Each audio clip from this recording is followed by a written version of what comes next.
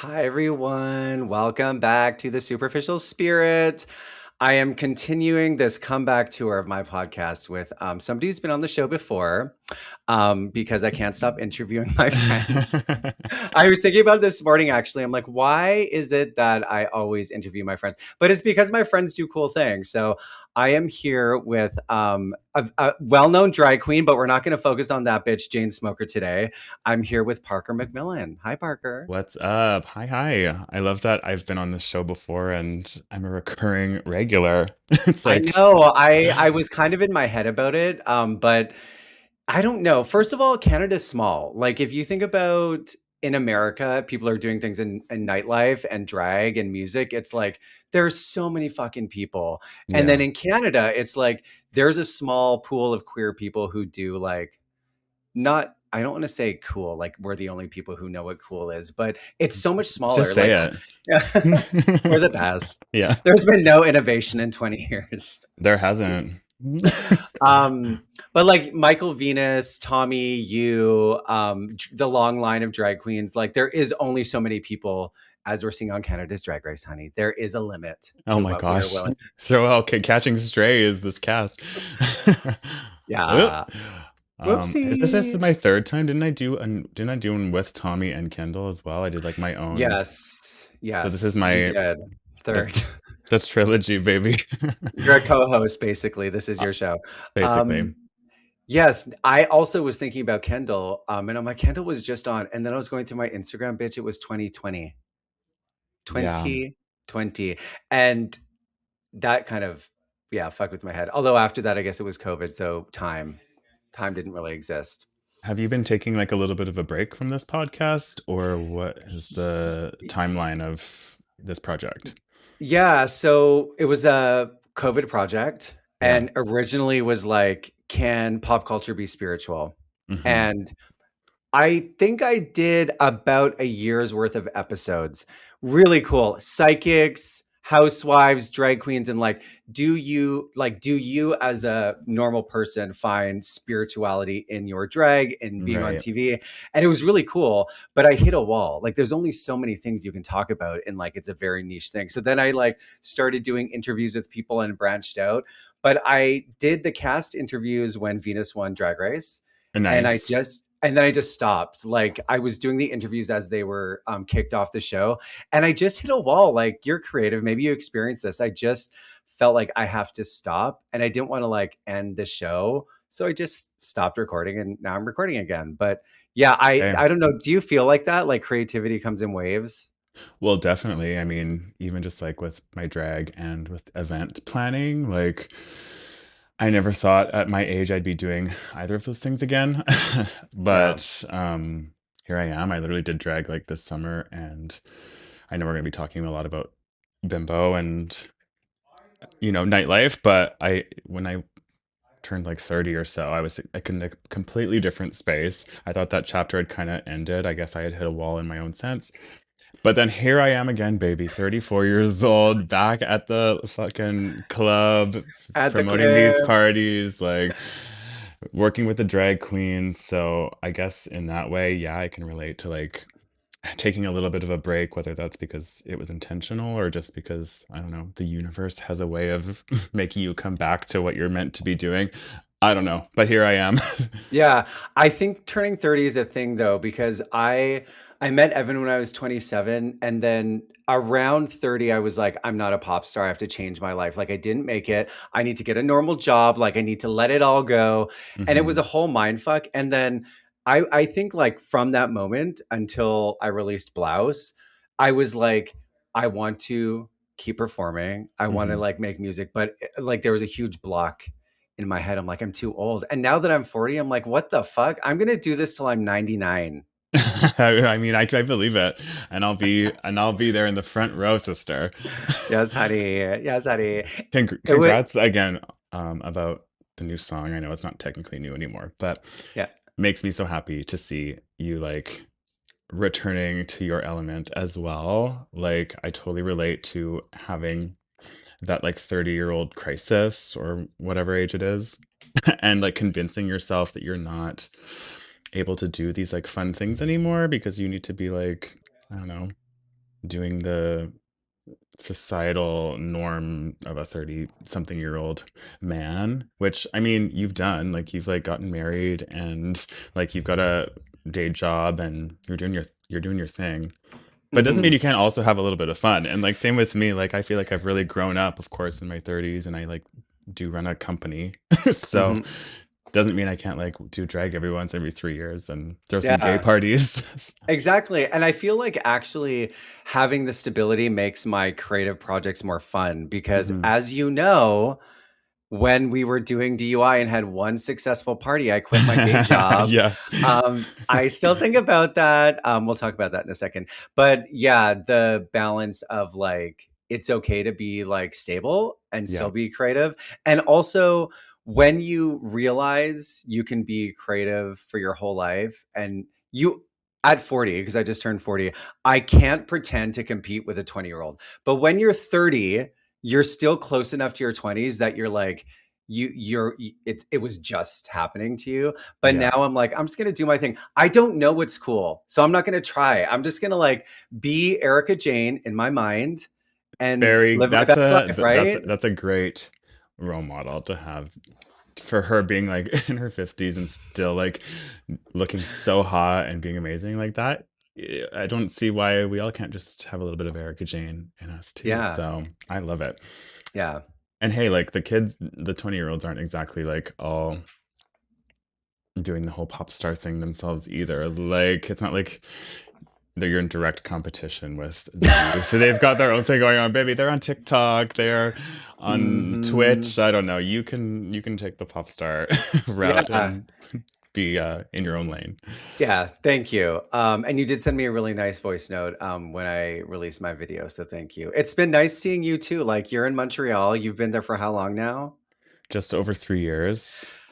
3 years in October, around October 1st, I moved. So I was in Toronto when you moved, and I remember like why? Where is he going? Like why when you are such a like a part of queer nightlife culture, which Jane was at the time, what made you move? And are you feeling like Montreal's new home long term? Okay, well, first, what made me move was just kind of the fact that I realized I was in a position to be able to, which I think is really not common. I had started my marketing agency around 2021, and that was going so well. And I was just like working from home in my living room and like finally feeling financially like secure for the first time ever, which was amazing. um, and then I just like started to be like, why am I just sitting here in like at the time I was living in South Granville area? Why am I just here working on my computer? Like I could literally go anywhere and be doing this. Like I don't own a house. I don't like have a car. I don't have any dependents, no kids. Like, is it kind of a now or never? Like, why not? So and I always figured, like, not to sound dark, but like, my family lives in Vancouver, so I feel like there will come a day where when they get older, I will need to eventually go back, but that's like a long ways away. So I was like, you know what, I might as well like seize the moment. Like, who knows how long I'll be working for myself for? This could be like a chapter that only lasts a year. And will I regret it if I don't try something? So that's my long version of what kind of sparked the idea. And originally I was delusional and I was like, I want to move to New York. But that's not exactly easy. So Montreal it was, and it really had no like commitment to it. I told myself like 1 year and we'll see what I happens. Like, remember you saying that. I remember asking you, and you're like, "Yeah, we'll give it a year and see." Yeah. yeah, it took the pressure off a little bit of like I'm building this new life here. And like, I don't know. I just had like a lot of like uncertainties about like what if my like business collapses the month I move there. Yeah. And then I'm like, okay, well, I may as well pack it up and go home. And that's fine. But that didn't happen. And since then, like my life has just gotten so much more full and like rich. And I feel like I've really like discovered so much more about who I am as Parker because at the tail end of my Vancouver era, I was Jane and then I was retired version of Jane that people kind of just like would forever see me as. So it's been a really nice opportunity to just like start fresh and reinvent myself in a way, but like not completely change, just kind of like hone in on the pieces of myself that I actually wanted to pursue as an adult and like Hmm. let those pieces shine. So I've loved being here. I've loved like making new friends that um have kind of like showed me this whole new side of nightlife and queer culture and you know it's hard to explain because I just was so like ingrained in like drag drag Hmm. drag drag Hmm. drag and coming here I really got immersed in like the whole like gay man lifestyle of it all, which is kind of funny for a 30 something year old to be like, oh my god.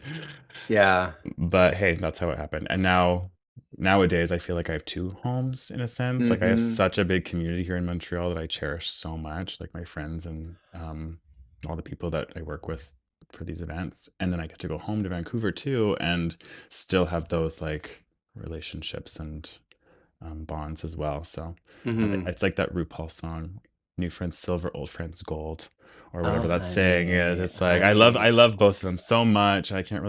I can't really compare them both, but I feel like they work harmoniously together. Yeah, you seem to have found a balance. And it's when people leave Vancouver, there's always like, I mean, I'm from Calgary, so Calgary, Vancouver. I went to Toronto, didn't love it. But when people leave, there's always like, oh, like she's gonna be back, like she's going to do her thing. But Hmm. you do seem to have like have found your place, at least right now, because to your point, it's like you never know what's gonna happen. And congrats on the business. It's not fucking easy to be self-employed. Like No, anybody who can do it is like the stress, no thank you, no ma'am. So good for you on that. thank you. Um, let's so the reason why I wanted to bring you on is to like talk about Bimbo, Hmm. really hear how that came to be, but also I'm so curious now because I was a host at the last Bimbo and I hadn't been out bitch in so long, and I was so like, who are the people? Although when I was backstage, I did know mostly everybody. Um, and standing on the outside, it's like, what is the evolution? Like, what's the same? What's different? Hmm. And you know, because you're doing it. So that's what I want to explore. But let's go back, honey. Let's Yeah, go back. Let's go back. let's take a trip down memory lane. Yeah, roll the clip. Roll the clip. But don't Um, roll any clips. don't roll any I clips. don't want Yeah. to see any fucking clips. No, no shit.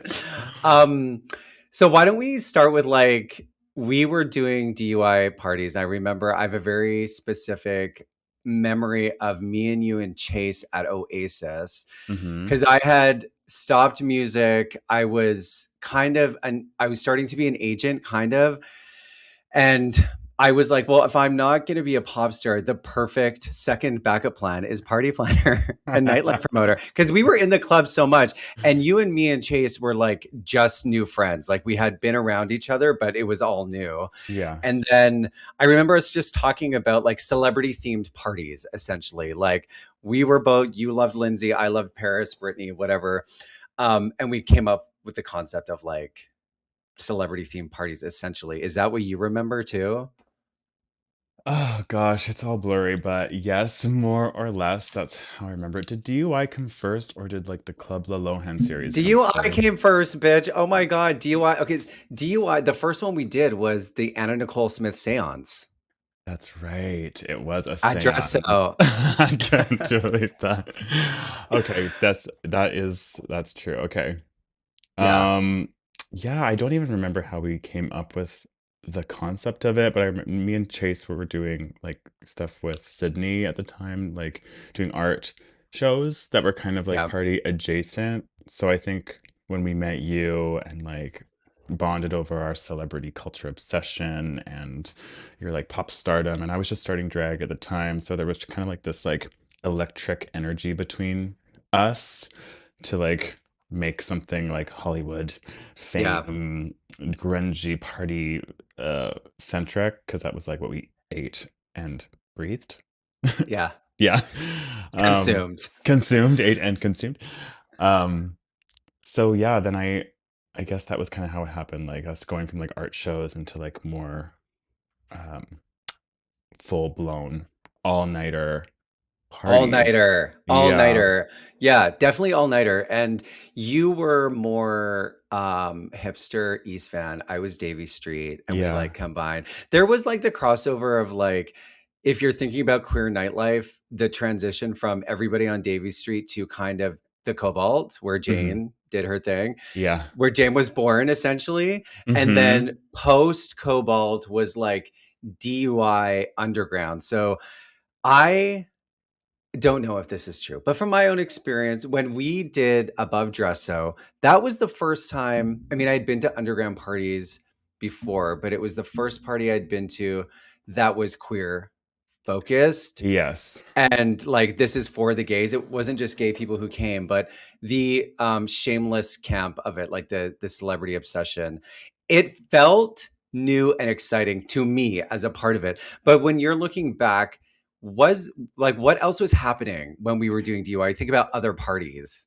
Yeah, I think you might be right, and maybe this is my delusion as well, but I started going out when I was, like, quite young, like 18, 19. But those events were not queer. Like, they were, like you said, like, hipster at warehouses. It was 85% straight guys and girls, and it was, like, a handful of gays that would be there. Like, I don't know who I can remember off the top of my head, like, Jordy, Oh my Colin God. Colin Conkin, like Justin Warhog, like all these like a little pocket of gays that would be like the cool, like we're down with the straights. We're not Yeah. like we're not Davy Street gays, you Yeah. know. But other than other than that, there was not like a lot of like ravey gay things going on. You had to kind of go to Davy Street to get like a big party, and like the Odyssey had closed. I know that was like a big hub, which technically wasn't a rave because it was a nightclub, but I feel like that was the closest thing to like off Davy, Hmm. like full blown, like where it was at. And then the Cobalt, of course. But we were the first like off the beaten path in the middle of downtown, like in Yeah. on top of Dresso in this dirty old warehouse with like no bathrooms. Like, didn't No you? bathrooms, no windows. There was no windows. Like, Yeah, we like pissed in a tub. yeah, lots of people all night, hundreds of them. Where did people shit? I don't know because they definitely were doing bumps and running to some bathroom. I don't know which one. I didn't see it, thank God. Oh Um, my God. yeah, I mean that space. So Marnie ran it, and Above Dress, it was like it was essentially just an empty room. Like she had her bar, there was like the back area, and then a big dance floor. But if you were to just walk in, it's not like screaming fucking anything other than potential, like an empty space to throw a party. Yeah, did she like lived there? She lived there. I don't And think now that I'm like, I don't think that was legal for no, her to live and there. no. And it wasn't legal to live there or throw parties. Well, So, that part I did know for sure. I do recall like specifically, well, I'll never forget that they had that painting above the bar that you could like lower to cover the front of the bar so that if police were coming up, you could just like quickly pull the thing down and it would cover it. It would make it look like a private party. And wasn't there also like a button at the foot of the door that would like trigger lights so that oh my the God. bouncer could alert people that the police were coming up the stairs? And that was a huge long flight of stairs. I remember that. So like Yep. they would take them, it would probably take them around 2, 3 minutes to actually get up the stairs. Totally. But Well, in find the the door and then get in. Because yeah, you no, can't even, it's not like an obvious door. yeah, crazy. Such a hazard. But yeah, we really just went for it. And I think that is like admirable considering we were so young and had zero experience. We just like ran with our delusion and believed Yeah. in our vision. And we were like marketing on what, like Facebook? It was Facebook. Yeah. And like printed posters, which I don't Printed know. posters, right? Yeah. Printed posters. But there was a transition too. Like if you think even musically, it was like Odyssey was like Teenage Dream, Kesha, Gaga was first coming out. And then with us, there was like Lana Del Rey, Gaga, but the music hadn't gone like super circuity yet. Like now there's like, I feel like EDM for Gen Z is more common. I think hyperpop, it's all like fucking munchkin shit. But do you, I feel like the underground, it was like the reason why it was unique is you're pairing it with like celebrity like pop culture with counterculture in a way that fucking DJ Space Jam, Matisse, was her name Matisse, would Yeah. play Backstreet's Back. And it Yeah. was such a like weird, ironic, but still cool thing. So I feel like the DUI was like this transition of like mainstream to underground for my personal life. But Yeah. musically, I was like, what were they playing at? Do you remember like Backstreet's Back? What was like the songs back then? Oh gosh, I don't remember. I remember like a lot of remixes of like Khalees. I specifically remember like 4th of July as like Oh a my big God, yes. I'm sure there was like a lot of like really slutty like C-list pop like Willa Ford, like I Want to Be Bad. Yes, And yes. definitely, Britney and Backstreet Boys. So I cool. don't think Gaga was we were really there with her yet. Maybe like Poker Face was No, out, Bad Romance, maybe, yeah, Bad Romance. but Yeah, that's true. it was all very kitschy shit, Yeah. Yeah, yeah, yeah. but still danceable and like Yeah. I don't know. It was Ironic crazy. and fun. Yeah, yeah, it Yeah. was crazy. And I like you mentioned, we were just kind of going for it.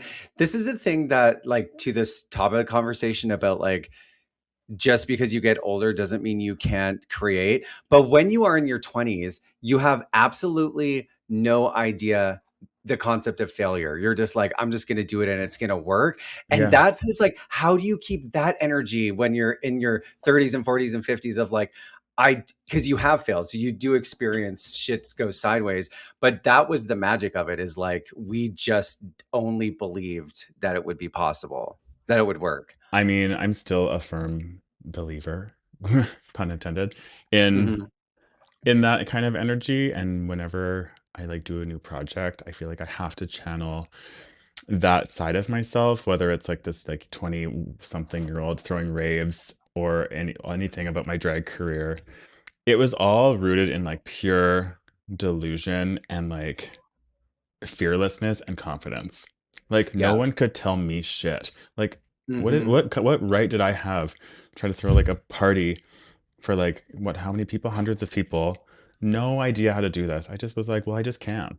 I don't know. I'm like I've convinced myself I'm like famous at this Yeah. point because I'm so completely off my rocker at like 20 something. But I was like, you can't tell me shit. Yeah, of course Yeah. everyone's gonna come to my party. And they did. And they did. So They did, yeah. and like same with Jane. Like, of course I'm gonna go on stage and perform constantly, which led me to like performing in front of tens of thousands of people at certain points. Yeah, I'm gonna do that with no like dance experience, no like theater training, no like what right did I have to do that other than just me saying this is what I'm gonna do? And I feel like when you have that crazy energy and it's so authentic, it radiates and people like will come to it. They will go for it because yeah, there's something magical about that. Yeah. And It's like intoxicating. yeah, pure confidence and like gusto for your craft like just really goes a long way. And it's not to say like I don't know, I'm not trying to encourage everyone to be completely out of their minds when it comes to like starting things, but people can kind of do anything. And a You lot of truly the can. and a lot of the like most successful people in the world in all industries, I find, are just confident above anything else. They don't Oh, have the bitch. experience, they don't have the like smarts necessarily. Maybe they do, but it doesn't really matter. All anyone really cares about is just like the conviction of being like, Yeah. this is what I do and it's what I do the best and you're all gonna love it. I mean, yeah, and like we're not going to go to politics, but if you look at extreme examples of like somebody like Donald Trump who doesn't Mhm. know anything but is just so fucking like Exactly. I know what I'm doing. The world is run by confident people who don't know what they're doing. Like it's so obvious. And you know what's interesting is when I went into like tech sales and like like allowed myself to have a different job, I saw even more clearly how, and I don't know if it's a gay guy thing or a queer thing, how rare it is to lead with that delusion and confidence where it's like you just follow your instinct and Yeah. trust. That's not like as common. I think it's common within maybe club culture because you're around artists all the time and they're like kind of doing that. But when you step into like corporate America, that is, and it's almost like discouraged. It's like, don't be too bold. Well, I feel like that's discouraged because they don't want everyone to be on that same level. You know what I'm Yeah. trying to say here? They want everyone to feel like humble and like, not too confident because that keeps like the hierarchy of who's in charge. So I don't know. I Mhm. feel like I've Yeah. kind of like cracked the code in that sense when it comes to doing things as well. Like same with like working in marketing as an agency. I've worked with so many different clients over the last 5, 6 years. Um, and a lot of these clients I work with are like the bosses of their brands, like they're the CEOs and stuff. And not to like throw shade, but a lot of these people I've worked with don't know what they're doing Yeah. at all. And like obviously I love that because that's where I get hired and do my thing. But you look up to these people that run these huge companies and brands that you assume are just like, you know, PhD, like Yeah. superhumans with just the most intellect ever. But no, they're just confident and they're doing their own thing. They Yeah. started their brand. They're trying to kind of figuring out as they go. But to the outside, people believe it and like fall for it and love it. And that's just how Yeah. the world works. That's why nightlife is like it's such a training ground for like ideas and expression and who you are and like testing the waters. It's spiritual for me. It's I mean, I don't know if you would use the word spiritual, but you're obviously finding something intangible about that experience and applying it to a real life career, right? Yeah, It's not something you can teach. You're intuitive about the things that you're pursuing and creating. 100%. Yeah.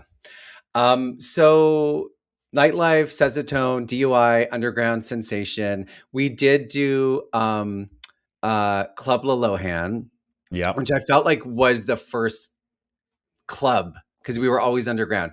Club Lohan, and we're not going to go through every party we ever throw it. I wanted like Let's just do it's going to be a 5 hour episode. it. Um, Club Lohan stands out because it's pretty simple concept, party inspired by Lindsay, but the promotion I just remember was like everybody in the city and maybe country and maybe planet was like so into it because I don't know if it was you or Chase came up with the burn book thing and everybody had their little profile pictures on Facebook Mhm. changed to that, but it was like everybody, and Tommy was mad because it was like everybody was doing it, and when something is like the tipping point, it's cool, and then you stop trying because it has that momentum. That's what Club Lohan was. It It was really was. insane. It was magic. And we tried to repeat it, of course, with the next uh, two. It wasn't exactly the same. It was still good. Like they were still good. But Club Lohan was like revolutionary. The Botox oh, giveaway was crazy. unimaginable to give away Botox to 20-year-olds at a fucking gay It bar, was like. crazy. And we had like cocaine. What did we call them?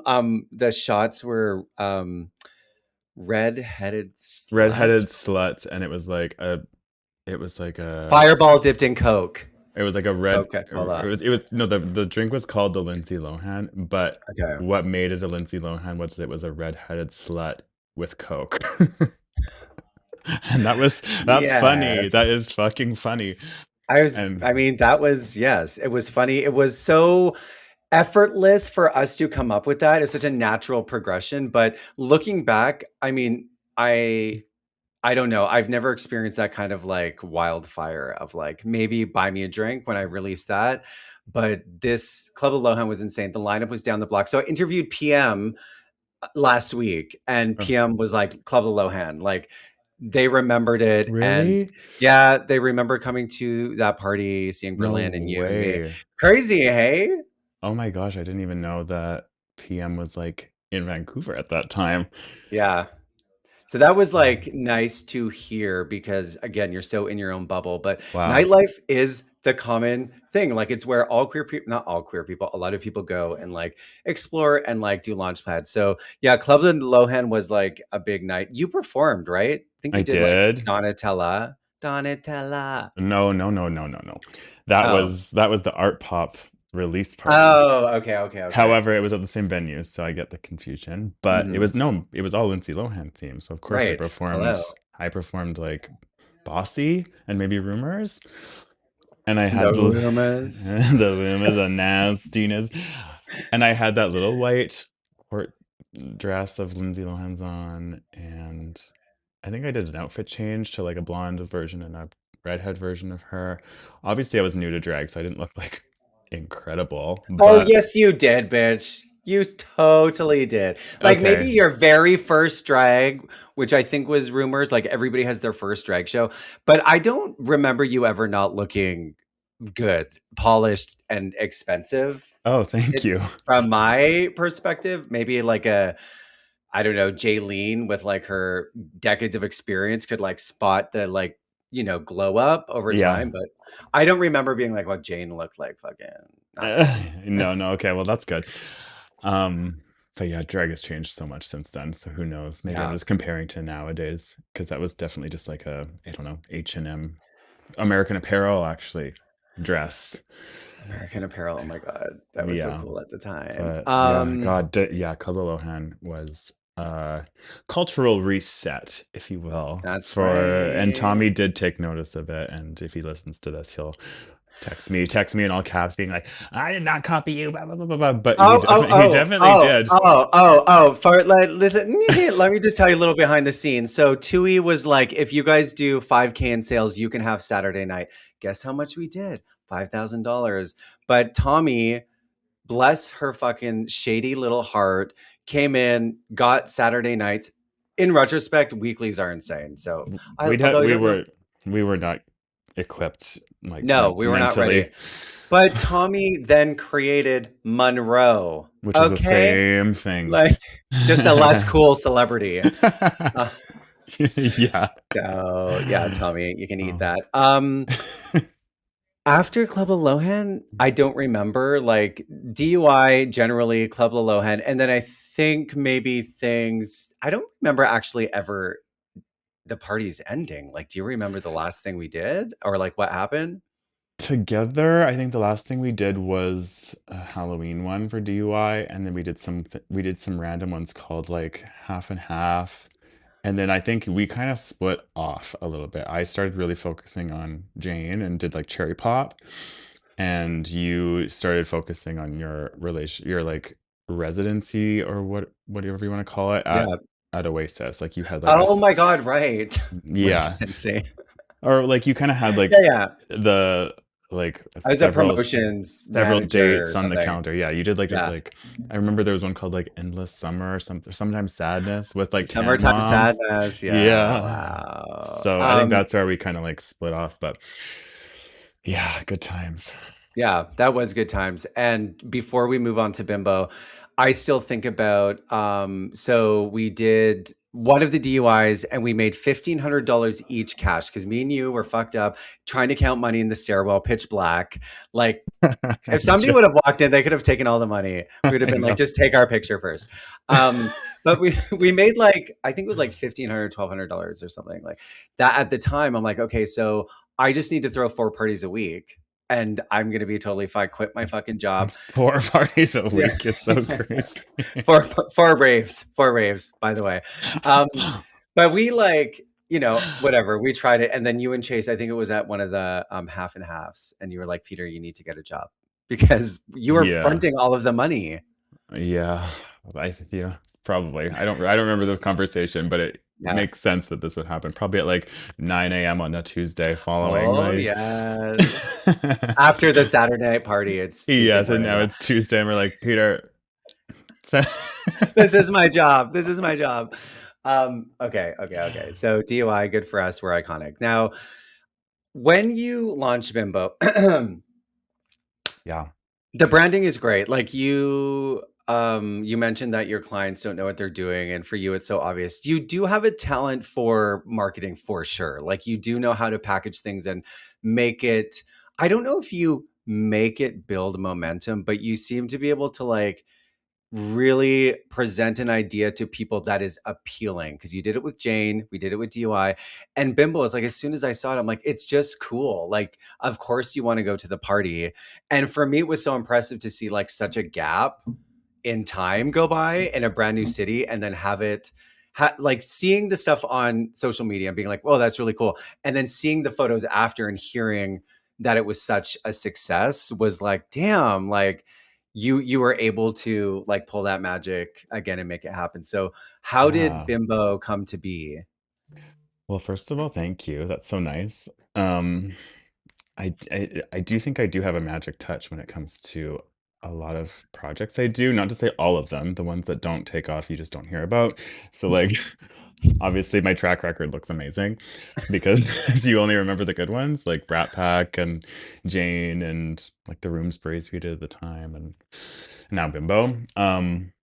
But how Bimbo came to be is actually kind of funny that the second day I was ever in Montreal, my friend, who was like the first friend that I moved in with in Montreal before I actually moved into my apartment, was like, "Hey, my friends are like going to this outdoor music festival. It's called Picnic. It happens here every Sunday.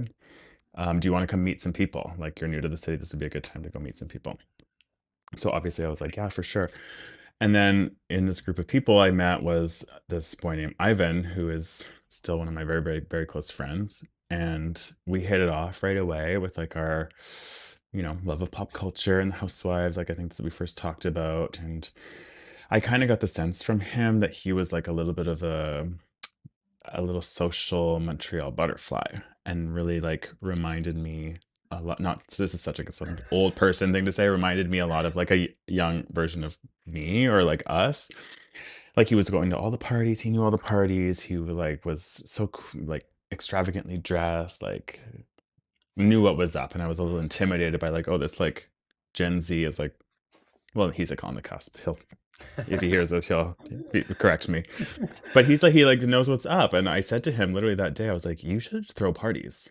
I was like, you've kind of like everything I've learned about you in this one day. Like you should totally throw parties. I used to throw parties. Maybe I'm too old for this now, but you've got what it takes. And he was like, oh my Wow. God, no, no, really, no way. I'm like, yeah, just take it or leave it, whatever. That's just my advice for you. So then years went by and we developed a friendship beyond just even talking about this again. Um, and then when my ex and I, Matt, had a did you hear that dinging?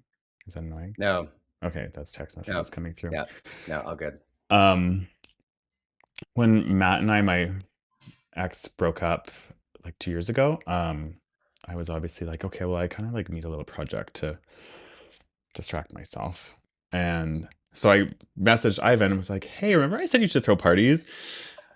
I would love to like do this with you. If you like are down for that, I would love to dive back into this world. I've got the experience of like actually throwing events and I have a marketing background and like more experience than ever when I actually did throw the events before.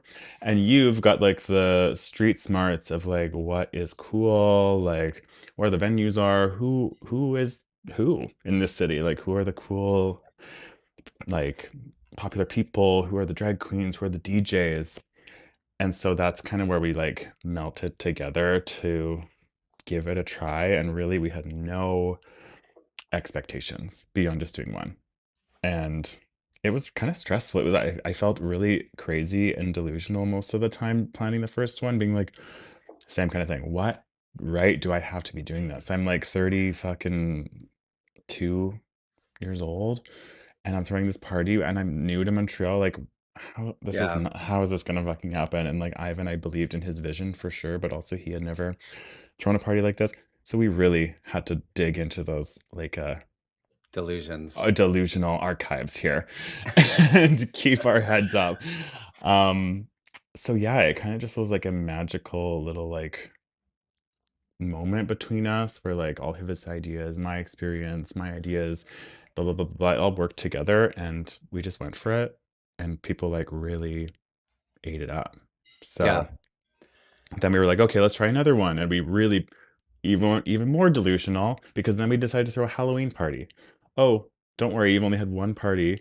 Now let's throw the biggest gay holiday and like have all this pressure on us. But we were like, okay, fuck, let's do it. And that was a huge success. So I don't know. The rest has just really snowballed. We've done now a year and a half in 12 events, which is insane. And they're all very different. It's kind of like mostly becoming more routine, but they're also different that it's yeah, impossible for it to seem just like plug and play. We've expanded obviously to Vancouver. We've done one in Toronto. We've got plans for other cities this year. And Whistler. Whistler, yeah, that's coming up next, which sold out in like less than a day. I saw that. Insane. I was like, wow, is there only 3 tickets available? Like, how did that stand out Yeah, so I'm fast? so, oh my God. Yeah, haters will say there is only 5 tickets, but Parker bought them all. yeah, Um, you're gonna see me on like Craigslist selling them off. Um, no, I I like just going back to the first one because it's hard to like put your finger on like if you're really talking about nightlife, party per party, what makes something good or not. It's like yes, DJ, yes, branding, but there's also like the vibe. So this is the first thing I want to ask about Ivan.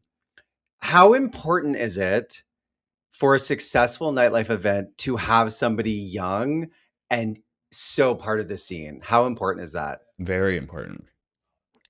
There's no way I could have figured this out on my own. I don't think I'm like uncool by any means, but I don't really know like the ins and outs of nightlife. I don't go out as much um to all the different events and stuff, so I don't like really know the references of the good DJs and like what music people are listening to and all that. And like I know that sounds lame, but it's really important to have your finger on the pulse, especially in this city. Because all the cities are very different, which we can talk about in a little Mhm. bit as well. So for Montreal, I needed his guidance, and it really worked out. My input into the Montreal of it all was that I had noticed that a lot of, if not all, the parties were very EDM techno centric. So, as an elder millennial or whatever you want to call me, I was like, where are all the parties that are like pop music? I want to hear words. I want to like dance I want to hear words. I wanna sing along to, like, a Yeah. Lady Gaga remix on the dance floor, like, does it always have to be like, you Yeah, know? yeah, yeah, yeah, yeah. And so I really saw, like, that opening in the Montreal nightlife market because there's a lot of events that go on, and there's, like it's such a nightlife city here, so, hard to really compete with those, but there was definitely an opening for a pop music-centric one. So, like, taking that, like, sort of basic concept because, top 40 is not revolutionary, but nobody was really doing it to the level that I believe that Ivan and I could. So, that was also one of the catalysts of, like, this is gonna make us stand out as different, and then with his just, like, insight into the who's who and the DJs and as the venues, of course, Mhm. it really it really all worked. The pop music, it's crazy that I guess it sounds like there's still like people turn up their nose a little bit like to the campy pop and it has to be like sophisticated dance. And when you go to a party that is not trying to be pretentious and it's just like put on the song that everybody wants to dance to, really, Yeah. like Chapel or Gaga or whatever, it is so much fun. And I agree. If I was guaranteed that I could go to a bar or a party and they would play songs that I knew from 1990, Yeah. I would Yeah. go. I would go. But you're right, it's such a simple thing. Like, let's do pop music Mhm. and make that like the anchor, and it Yeah. can really grow from there. But I also saw pictures of like disco ball dick, like a giant cock. Yes, that was one of Ivan's ideas, which has now become like an iconic staple for the brand. The brand has so many different like elements to it beyond just the pop music, which I really am so proud of. It's got like a camp factor being called Bimbo, of course. It's like about being kind of silly and slutty and stupid and vapid, but it's also got this like really fashiony element to it as it's evolved. We really encourage like turning a look. So it's like this like silly pop party, but it also has this like Hmm. Met Gala anticipation energy where people get excited to like really go all out and wear something that they would never normally wear to just like one of the bars in the village, which I feel like is so cool and, like, I really value as part of the brand. Um, but yeah, the disco ball dick is, like, was made by my friend Julian, like Oh, cool. by hand, and that was just like a campy idea that people just like loved. And that nowadays you need Instagrammable moments, Yeah. and that was like the one we had in mind, and it really did work. Like people do get excited. It's so like polarizing. It's so memorable. It's also so simple. It's like of course you would have a giant fucking disco ball dick at a gay dance party, but you have to have somebody actually make it and make it cool and make it like fashion. So that's another thing I noticed about Bimbo looking at the pictures. People look good. Like not Yeah, just cute, like people are really trying to like elevate the way that they look. And you also can't so fashion gays, people who really take that seriously are hard to cultivate. Like it's hard to get them out because if it's not cool, they won't come. But if you get yeah, them all there in one room, it forces everybody else to like either watch and be a spectator or participate. That's yeah, really hard to fucking like do. Like those yeah. people are like, yeah, there's an elevated thing, definitely. I see. And the way that kind of was able to come to life is like the inclusion of having hosts involved, which Mhm. is really, really important in nightlife. So we really wanted to capture like all sorts of demographics. Like, there's parties for each um mini demographic of the gay community, of course. There's like drag shows, and there's like there's parties specifically for trans people, and there's like, leather daddy parties, and there's like things for fashion gays, I guess. Not as much, but they go to their specific spots. But we wanted to kind of like include a host from each one for the first few to really hit all those different markets and create this like Mm. really immersive, cool space where everyone felt welcome. Cheesy thing to say, but it's true. That's what we wanted to go for. Like we wanted to have like all the dolls there. We wanted drag queens to be there. Of course, drag is still like near and dear to my heart. So including drag performances in the night is important to me. We wanted like the hot fashion people. We wanted lesbians there. We want girls there. We want older Yeah. gays. We want fresh baby gays that have just turned like 1920.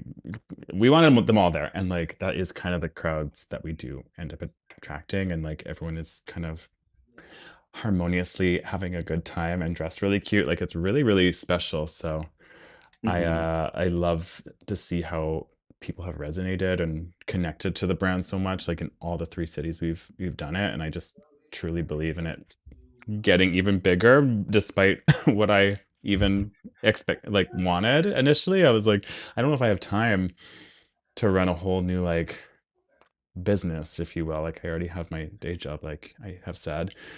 But now, guess what, baby? I'm in it, and I go back now. I've done 12 events together with Ivan, and there's going to be more in Momentum is 2026. like when I do talk to young people who are like starting something, momentum is fucking everything. If you can do something that's like picking up speed, just don't stop until you crash into a wall because you can't fake it. You can't buy marketing or anything that's going to replicate that buzz and that momentum. So I hear that when you're joking about like here I come, but it's true. Like you have to just take it as far as you can go. Um, Yeah.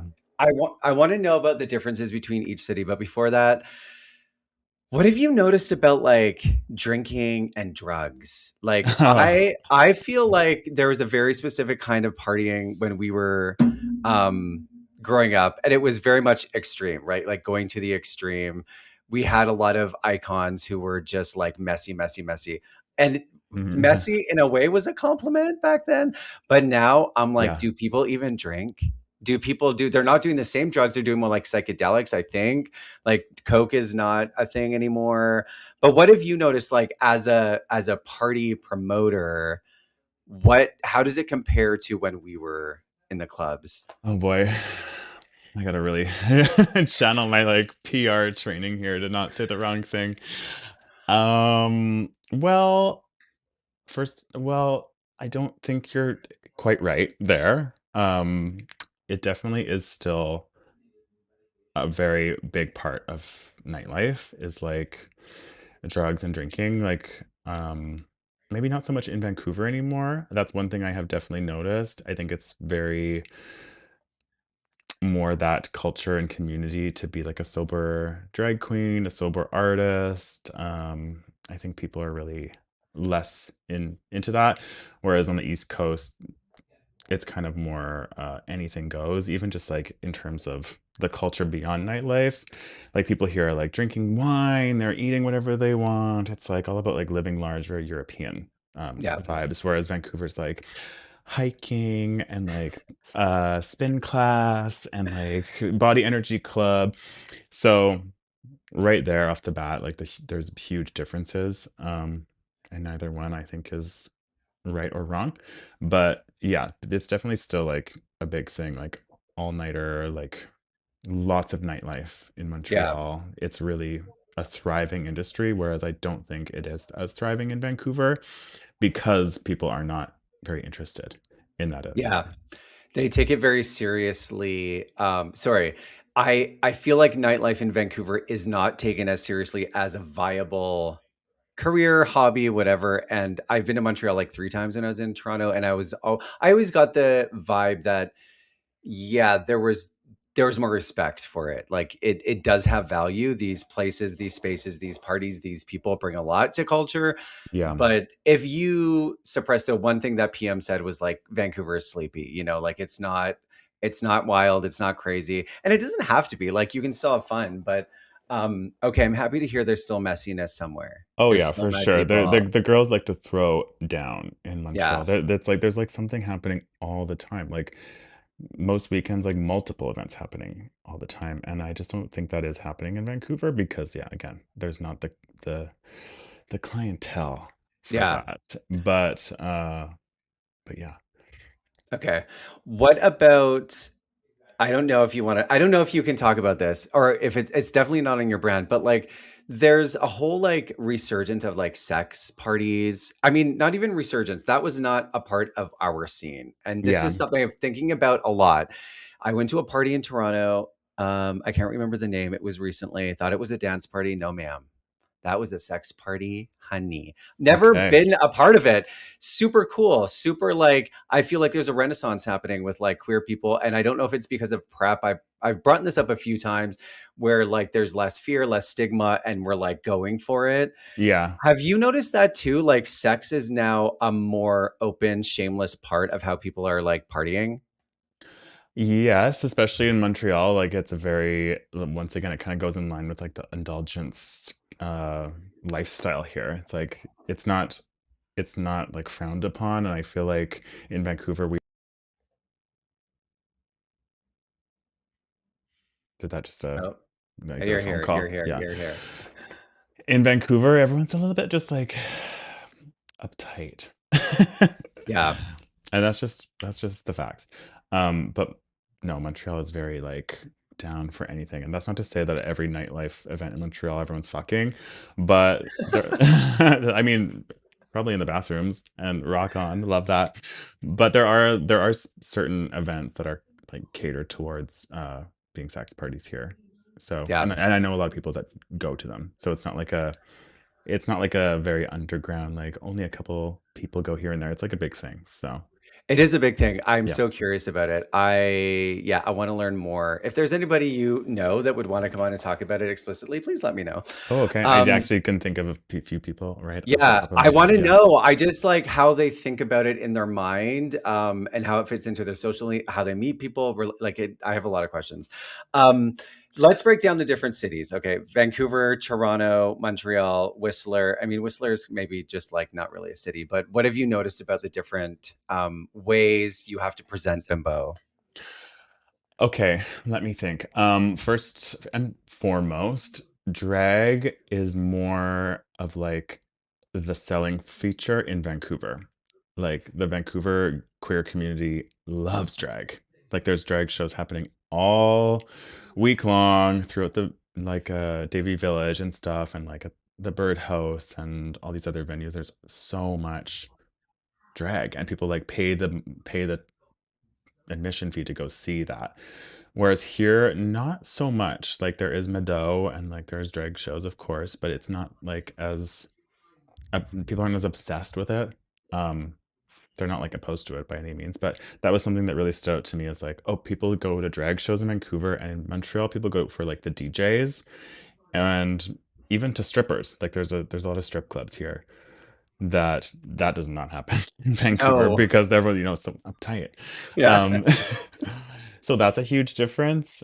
We already kind of talked about like the substance indulgence of it all. Like I feel like Vancouver's, it's very common to meet just like completely sober people. Like 50% of the room is probably sober. Yeah. And not And because they're addicts, because they're choosing to be. because they choose to be. And Yeah. then Montreal, not the case at all, really. People like to smoke, they like to drink, they like to do drugs, and I think that's great. Very European, like I said. Yeah. Uh, other than that, like just more happening in Montreal, less happening in Vancouver. Montreal is a lot more. I mean, I feel like I'm dragging Vancouver, but Montreal has a more inclination to dress up. Vancouver is a little bit more maybe reserved when it comes to their outfits and stuff. Like we really try to push the like runway portion of the night and Yeah. stuff. And the second time was definitely better than the first time. I don't think people really knew what to make of it Yeah. the first time. So maybe that was just like not clearly communicated enough. But I just feel like Montreal is inherently a little bit more of a fashion forward city. Yeah. And I don't think It's I don't think I'm the first person to say that. So don't crucify me if someone hears this and it's like "Yeah." um but yeah, so like with the last Vancouver Bimbo we had four drag queens yeah. and usually in Montreal we only have one. Yeah, And it's a big difference. That's a huge difference in the way people are doing nightlife. And you are like people, I mean, Vancouver's notorious for being boring and lame and not cool. And like when I lived in Toronto, I was like, damn, people are just like dressed up to walk down the street, which not was not my experience in Vancouver. So it makes sense. And again, it comes down to values. Like people value nightlife in a new way. Oh, sorry, in a different way in yeah, Montreal. So it I also is, yeah, think I think there is also something to be said about like the government and like regulations and policies and stuff of BC versus Quebec. BC makes it really hard to like have fun. Like they have so many crazy laws about like venues and liquor licensing and whatnot. Like so many places get shut down. Of course, it's also extremely fucking expensive to even yeah, like do anything. So nobody really wants to take the risk. I don't know. It's tough. So I don't blame Vancouver for not being as thriving as Montreal, where it's like guaranteed if you throw a party, people will show up and you'll most likely sell out. Whereas it's a little scarier to do that in Vancouver. yeah, riskier. Yeah. Toronto, I can't really speak too much on. I've only done one event there, and it was in collaboration with another group of producers. But I'll let you know when I do more. Yeah. I feel like based on my first impression, they value a little bit more upscale when it Mhm, comes mhm. to nightlife. Like they don't, I don't imagine Vancouver or Toronto has like this like down and dirty in the basement, sweaty nightlife events. I think it's all very much like in like borderline like hotel style Totally. venues. Like Yeah. what's that fancy hotel? The Ace Hotel. Yeah. Kind of It's an also yeah. Yeah. It's, a little stuffy. Like, I didn't go out that much in Vancouver, but I did feel like there was a bougie element, like, people it's like the a friggin' financial district. It's like yeah. that kind of downtown, but not New York. Although New York is like that too. I spent a lot of time in New York last year, and they definitely have that vibe. But, yeah, I'm curious what your take is if you do. Like, are you planning on doing more bimbos in Toronto? Yes, for sure. We've got like a whole calendar of dates planned for 2026. Oh So my god. Oh my god. Oh my god. yeah, but I won't spoil when, and also don't want to like jinx myself if something doesn't work out. But definitely sometime before spring ends is like Nice. we've got a Toronto plan. Um, and then of course prides. We're gonna hit all the prides ideally, In the and world. in the world, baby. uh, maybe one day, but definitely not in 2026. But yeah, I mean, what about like the prairies, like Calgary, Edmonton, like they're small but hungry, I assume. Like, does Bimbo go that direction or is it in the big cities only? For Calgary, we would really love to do something for the Stampede. Yeah. And other than that, I don't see it being like one of the regular ones. Maybe if it goes really well, I don't know. Who's to say? And then I think Ottawa would be also on the hit list, just because they've got a pretty loyal queer community there. Like they often get overlooked, but I think it's very like thriving, and they're hungry for drag and for parties and for nightlife and for fun in general. So yeah, I think Ottawa would be a good one. And then other than that, I don't know. I would be inclined to try like Europe. I'm kind of scared of the Oh States. my God, I didn't even think about overseas. Dear God. Like Wow. London and like Paris, maybe Tokyo. Just kidding. No, you're not. No, You're no. not. You're gonna come back in 2 months and you're like, live from Tokyo. It's Jane. Yeah. Yeah. I mean, who knows? Sky's Yeah. the limit. I just would be a little bit scared to go. I'm scared of the States, as many people are. Yeah, yeah, we haven't gone. Evan's family's in New York, and we've politely declined a few things recently, but hopefully that doesn't last forever. And when the next chapter opens for America, hopefully they are ready for some fucking shit, and you'll Oh be yeah, ready to go. You know for what I mean? sure. I mean, Yeah. girl, like obviously I would love to be doing Bimbo New York. Hello. Oh Bimbo my West God. Hollywood, it's like Oh made my for God. that. But yeah, I'm just like, I don't want to. It'll happen. It'll It'll happen in the happen. right time. Yeah. Okay, so it's been an hour. We've gone down memory lane. We talked about Bimbo. Is there anything else you want to share about Bimbo? Or if not, if there is, well, is there anything else before I ask you something? Um, I think I kind of covered it all. There's lots of plans for 2026. Kind of talked about the origin story. I Hmm. think we're doing all the prides. My dream, and I'll manifest this live on this podcast, and I know you'll love this, is having Paris Hilton as a DJ for a bimbo. And I don't know how that's going to come to life. Some kind of sponsoring, some kind of funding, but I like see it so clearly. Of course. Like, I don't know if it's at a pool. I don't know what city it's in, but I know Paris Hilton will DJ a bimbo at one point, and then until that happens, I'm not gonna stop. So It's so possible. I mean, how much is she? 500,000? 250? I think she's honestly like last time I got a serious like source that would actually know, they told me it was around like 30,000 US. So That's not it? not crazy. So like I don't know, 50. Wait, wait, that can't be right. Heidi Montag was 30,000 USD. Paris Hilton has to be over 100. Has to be. Unless she's like, I bet you there's layers. It's like she shows up. DJing has to be more. Has I to be mean, more. yeah, I can, take it with a grain yeah. of salt. But if you know Paris by personally, just please Hi, message her. Paris. Yeah, can you get her? Like, can you loop her in right now? I'm texting her under the table. Oh I my do god. know though, like when I was working with Benedetti, Paris was in their peripheral. I'll find out to see if I can see anything. Just seeing. I'm curious how much she is. Okay, cool. There's lots of plans coming. I can't wait to see how that evolves. I will come whenever I am near. What any predictions about nightlife like in the future when you see how things have evolved from DUI to Bimbo? Is there anything that's kind of bubbling up right now that you're seeing in the scene? You're like, oh, that's interesting. I think that could turn into something. I mean, there's like these trends of like day parties that are kind of happening. I don't know how much I subscribe to those personally. Um, but I could see that becoming more of a thing, like I'm here for daytime that. raves, like even like these coffee parties that are kind of happening. I don't know about that. That's actually the thing I don't really subscribe to, is like a coffee, like sober rave. Not that I'm against like sobriety at all. I actually haven't drank in several months myself. Good job. Thank you. Uh, but I do love a daytime party for sure. So Yeah, if that becomes more of a thing, I'm down for that. I do think that the more that life gets hard and crazy with like the current happenings of politics in America and just like all this fuckery going on. Like it's so dark. I do think people will start to go out more.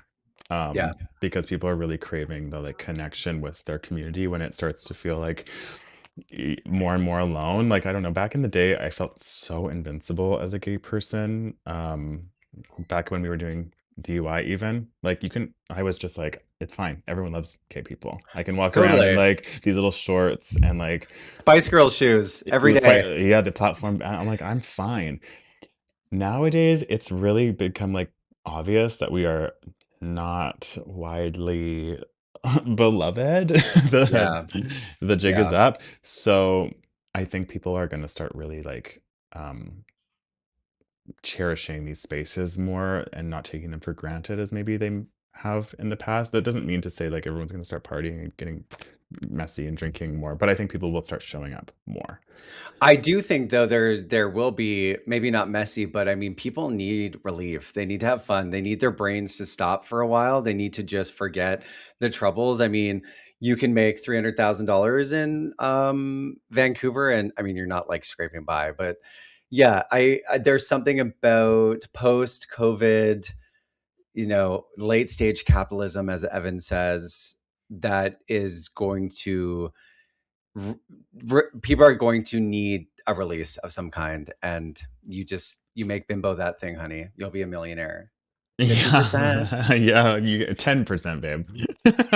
When did this percent go up? Oh, you didn't get the contract, Oh honey? fuck. I signed it in the dark in the stairway of Oh my DUI. God. When we were counting the money, you thought you Yeah. were counting.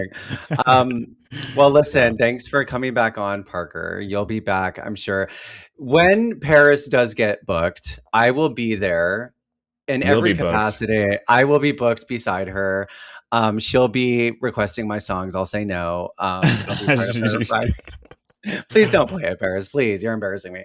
But I no, I'm so mean, excited. thank you. I mean, if ever like Paris Hilton is gonna be in my vicinity, I would want nothing more than for you to be there too, because you are the Paris Hilton in my life, and I'm the Lindsay Lohan. So Uh, if we book Paris, I'm gonna just have to book Lindsay too, and we're gonna have to get that one picture, all four of us, and then that'll be it. I'll just we put can just myself. like, yeah, we're just gonna say like, just like die that night. Yeah. We'll be so happy we will like evaporate into light. Just close my eyes and like smile, and I just like float away like I went to fucking dandelions or some shit. I fucking love that. Okay, that's the Yeah, perfect way to end. Okay, perfect. yay.